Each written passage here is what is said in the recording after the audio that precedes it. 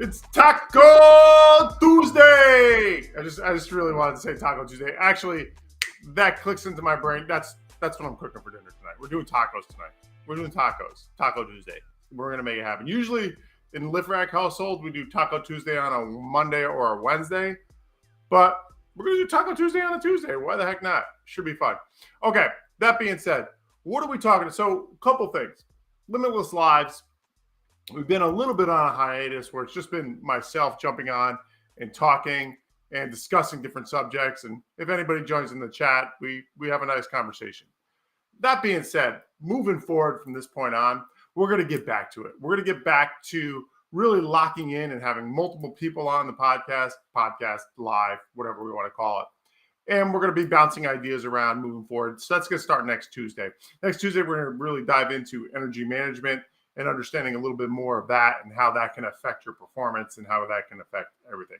Rebecca's here. Rebecca, stalwart, jumping back in. We love it. Thank you, Rebecca, for joining us. Jamie, hello. Welcome. So awesome. Couple things. I've been reading a book. I don't know why, but I don't know if it's backwards on your screen. It's backwards on my screen. But I've been reading this book, Rick Atkinson and Army at Dawn.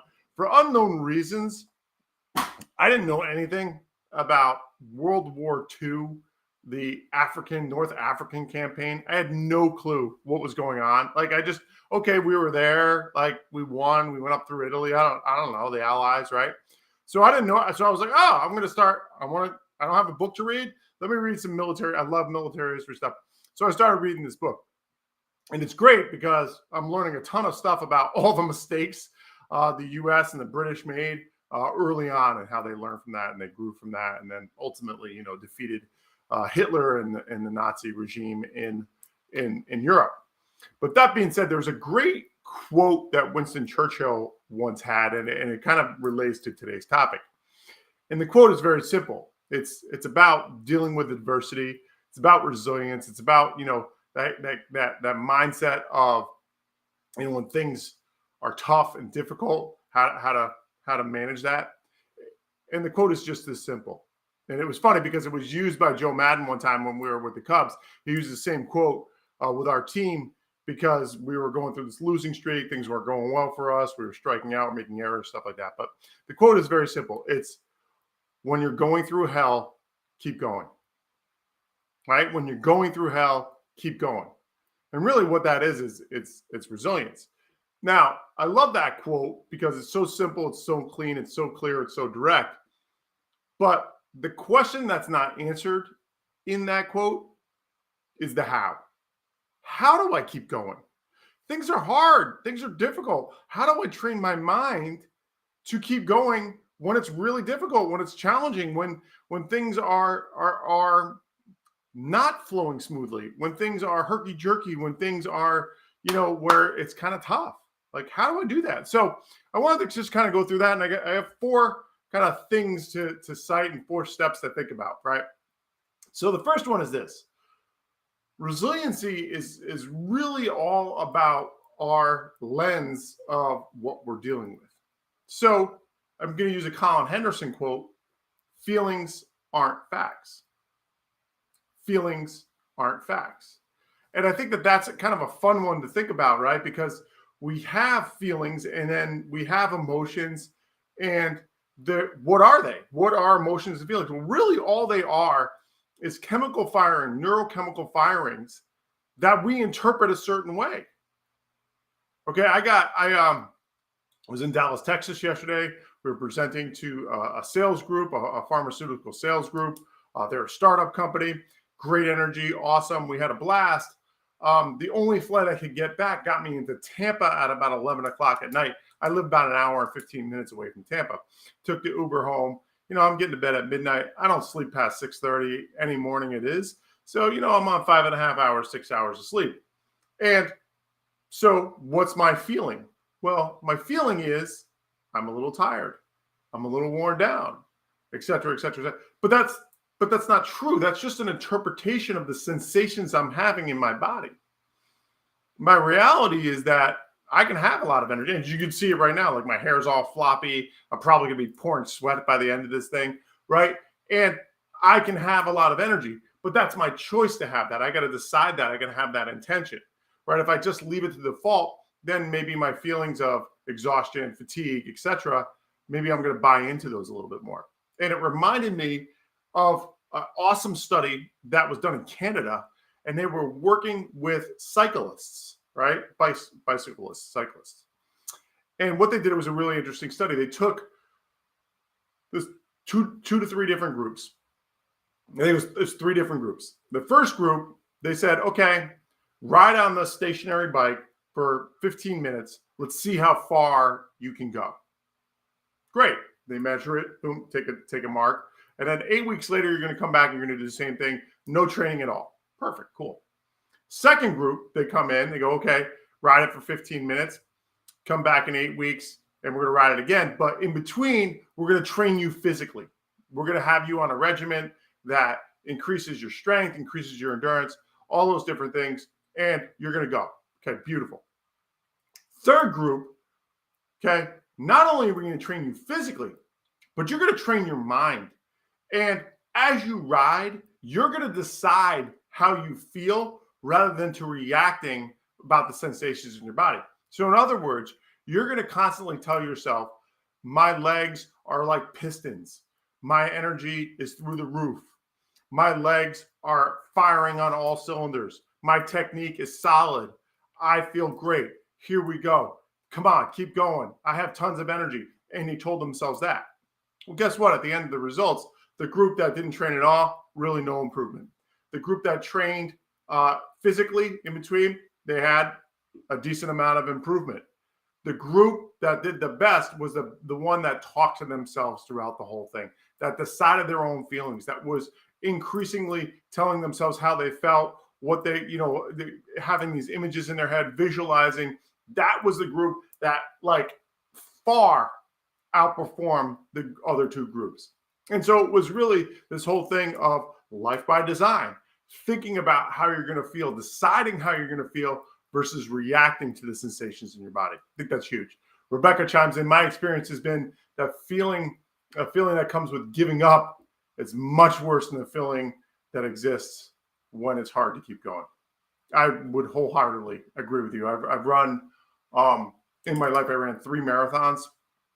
The toughest marathon I ran was the Big Sur Marathon, which is starts in the Redwood Forests and ends in Carmel, California, on Route 1 out there. And it's stunning. Like, it's an absolutely beautiful. If you have the wherewithal, the time to train for a marathon, that's the one to do. The thing about that marathon is it's pretty much uphill for the first 18 miles. And as a matter of fact, there is a hill from miles 10 to 12 that is basically straight up.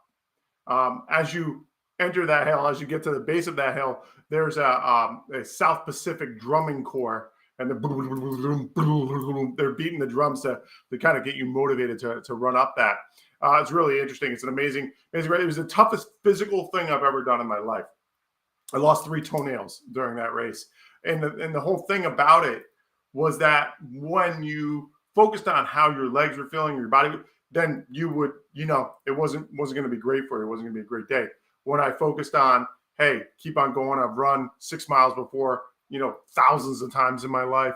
I can run these next 2 miles. I kept things really simple and direct right in front of me.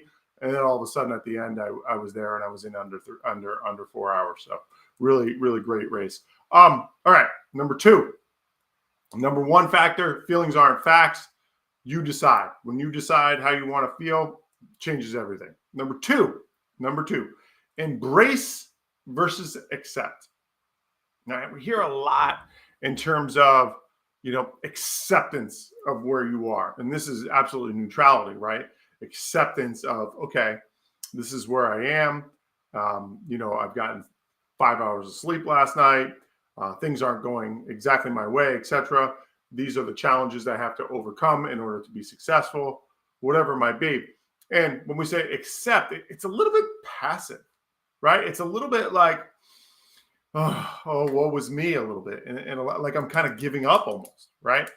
Where embracing the situation is where you like capture it, you climb onto it, you hold it with your hands, you bring it in, you hug it, like you're owning that situation. And when you take control, that's when things start falling in line for you.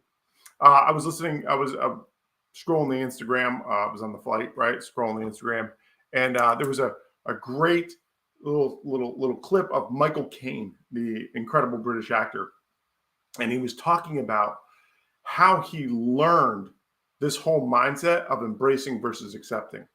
And he said he was doing this scene with a couple of other actors, and they were playing a husband and wife in this particular scene. And in the scene, the husband became so agitated, the actor became agitated, like really got into the role, that he took a chair and he threw it across the room, threw it across the stage, and it got lodged in between a doorway that Michael Caine was supposed to come in. And so he was like, there's all this difficulty for the scene. How do I? And the director said, embrace the difficulty. Michael Caine was like, what do you mean embrace the difficulty? He said, well, if it's a comedy, trip over the chair, fall, have a stage prank, it'll be funny. If it's a drama, right, and take the chair and smash it to bits to get through the door, right? If it's like a horror movie or like you use it for whatever the scene, like embrace the difficulty, embrace the challenge. And Michael Caine talked about how he's used that one little piece of direction within a scene in his entire life. And I love that because you can grow from challenge. That's where you grow, right? Pressure is a privilege. We say it all the time here at Limitless Minds. And what is that really all about? Well, certainly pressure is a privilege is about, hey, if I'm doing something that matters, there's going to be some pressure around it. But in the other sense of it too, like you can't grow without pressure. You can't grow without challenge. You can't grow without difficulty. So a lot of times having that difficulty, having a challenge, that's an opportunity for you to get better, to grow, to improve, to go to levels that you never knew you could even go to. Cool. So those are the first two. Feelings are not facts. Embrace versus accept. Embrace versus accept. Number 3, the process. All right, we talk about this all the time. The process is fearless. The process is fearless. Again, this was a Joe Madden quote from my time with the Chicago Cubs. And it was all about, hey, if I'm focused on the release point, if I'm focused on getting my hands back on time, if I'm focused on keeping my elbow in when I throw across the diamond, right, then I don't have to worry about the outcome. All I'm worried about is execution of the task at hand. Again, another study that was done with long distance runners. We're seeing all these, the Ethiopian woman just broke the world record for the marathon at like 2:11 something, right? Just flying. I mean, it's like 5-minute miles minus a couple, which are like probably 4-minute miles, over 26 miles. This is, by the way, this is endurance day. I don't know if you got that or not. It's like biking, it's running. I do have this is great. I have a study about swimming coming up in just a second. So we're the triathlon Limitless Live today about resilience. So here it is, right? And they're looking at distance runners and they're seeing what the distance runners focus on that perform the absolute best. And it's really interesting because they looked at novice runners and they looked at expert runners. And what they found is like the novice runners, disassociation helped them perform better. In other words, they didn't think about the running. They thought about like Big Sur Marathon, thinking about the Pacific Ocean out there. Watch it. Like we got to mile 8 and there was like a pot of whales swimming out there. It was incredible. We could sell this to all those humpbacks. But right here I am and I'm disassociating. I'm looking at other stuff and I'm distracting my mind from what I'm doing. Thus, it makes it go a little bit faster.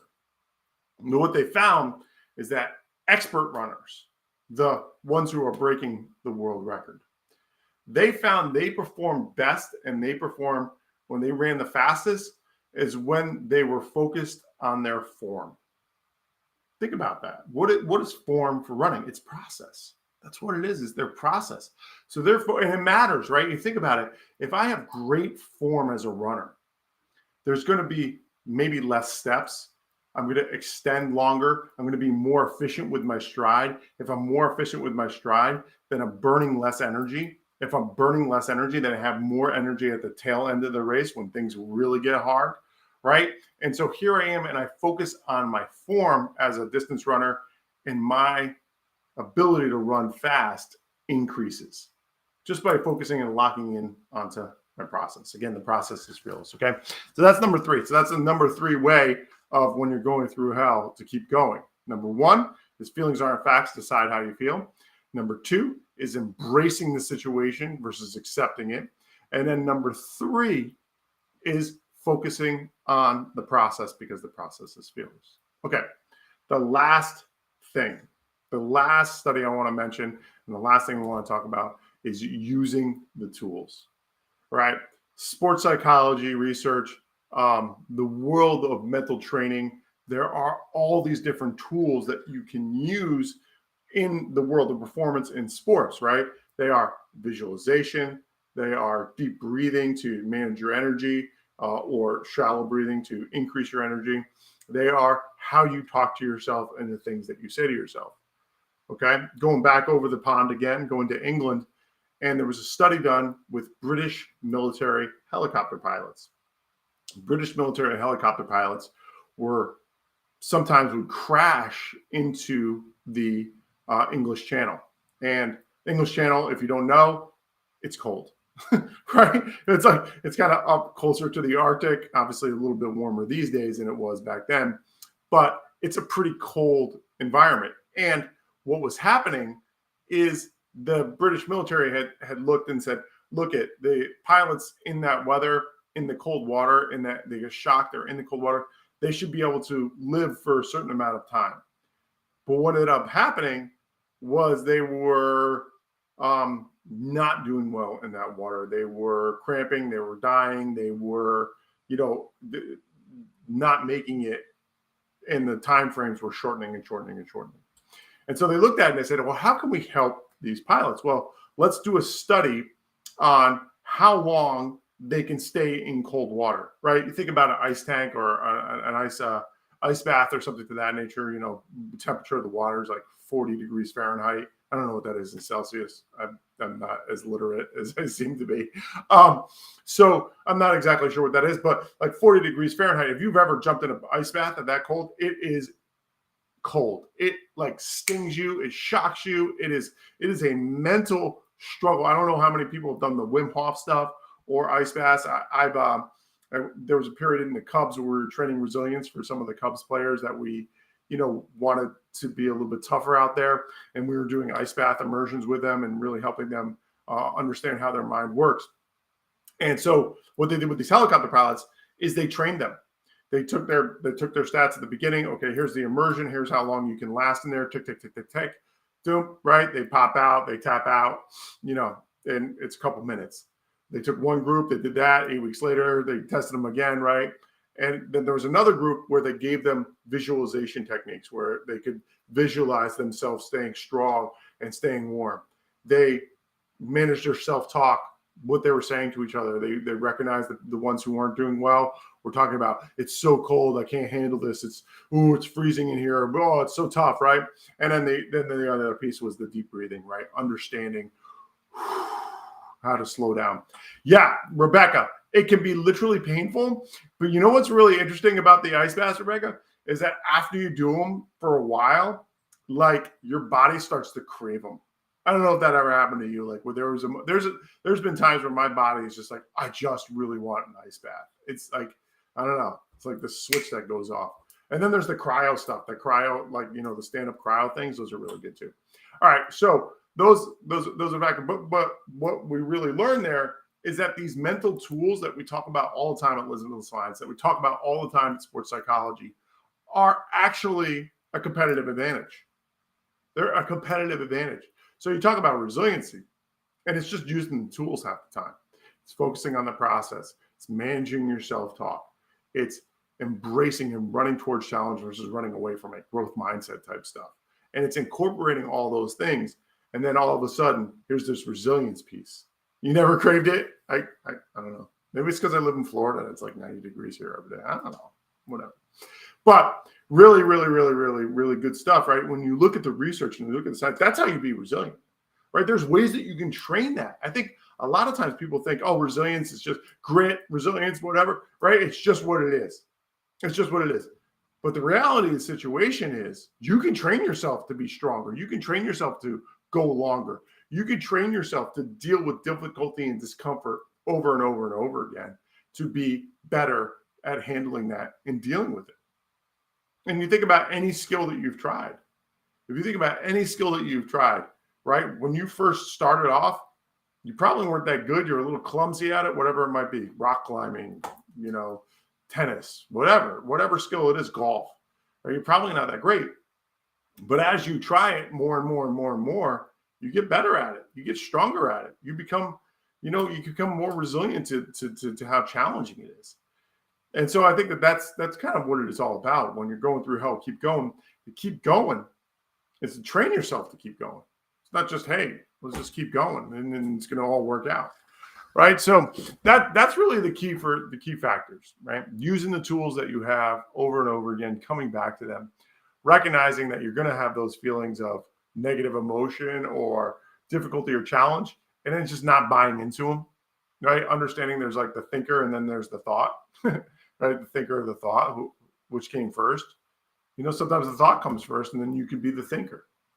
I love the Peloton analogy, right? Ali Love, she talks about having the two thoughts, and the first thought's the one that just pops into your mind. The second thought's the one that reacts and responds to the one that just popped into your mind. And that's the one to pay attention to. The second thought is the most important thought because that's the one we're in control of. That's what resilience is all about. Not giving into the situation, but using the situation, embracing the situation for growth, development, creativity, whatever it may be, in order to keep moving forward one step at a time, right? So when you look at all of it, you think about that. How does one contact LM about group coaching? Rebecca, thank you for asking that wonderful question. See, this is why we love having Rebecca on.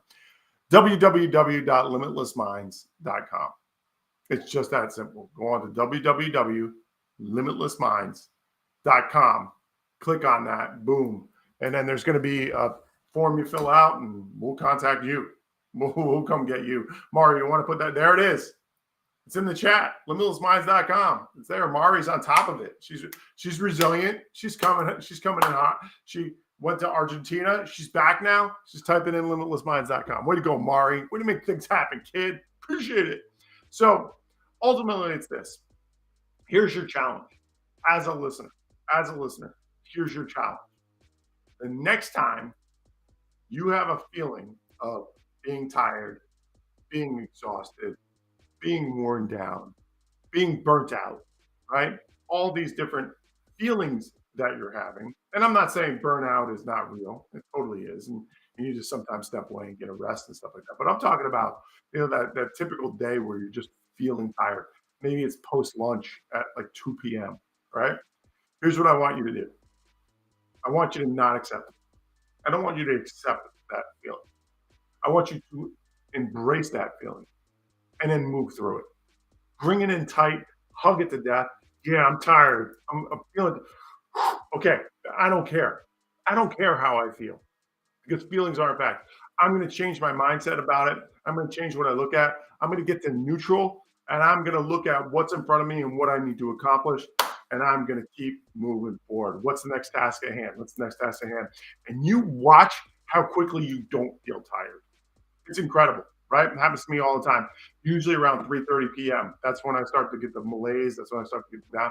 And I go, okay, wait a second. I still have this lab to write. I still have this presentation to design. I still have this chapter to write in the book, right? Boom, let me get back to it. Let me go on it. And then I just start working. And then all of a sudden, probably within usually about 2 to 3 minutes, it's gone. So oftentimes it's just those next couple steps to keep going and you move through it. I remember David Goggins, the ultra marathoner, again, fitness day. We're talking about triathletes, ultra marathoners, swimmers, helicopter pilots. We're talking about it all today here on one of the slides. But he talks about how when you feel like you're really there, your body's probably only about 30% of the way there. In other words, when you're feeling that exhaustion, you probably still have 70% more energy, more in you to go. And he's talking about running 100-mile races, right? So anyway, all right, just to wrap up again, last little wrap up, resilience. When you're going through hell, how do you keep going? Number one, Feelings aren't facts. Choose your feeling versus letting your feelings choose you. Embrace the situation versus accept it. Embrace it is like running towards it, putting your arms around it. Number 3, focus on that process. The process is fearless.